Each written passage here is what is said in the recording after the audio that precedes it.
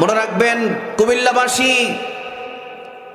এদেশের মানুষ রক্ত দিয়েছে 52-এর ভাষা আন্দোলনে, রক্ত দিয়েছে 69-এর গণ অভ্যুত্থানে, রক্ত দিয়েছে 71-এর মহান মুক্তিযুদ্ধে, রক্ত দিয়েছে 5ই মে শাপলা চত্বরে।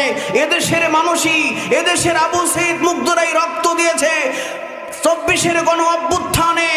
আবার যদি রক্ত দেওয়া লাগে আল্লাহর জমিনে দিন কায়েমের জন্য, আবার যদি ডাক আসে আল্লাহর জমিনে দিন কায়েমের পতাকা উড্ডীন করার জন্য, কারা কারা রাজি হাত উঁচু করে দেখান।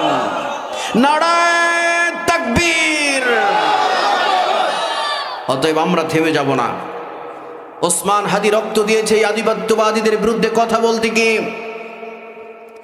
বিএনপির বহু নেতা কর্মী গুম হয়েছে, জামাত ইসলামীর নেতা কর্মীরা গুম হয়েছে শুধুমাত্র ভারত বিরোধী আধিপত্যবাদীদের বিরুদ্ধে কথা বলতে গিয়ে। আমরা থেমে যাব না। আবু সঈদ মুগ্ধর রক্ত, ওসমান হাদির রক্ত বৃথা যেতে পারে না।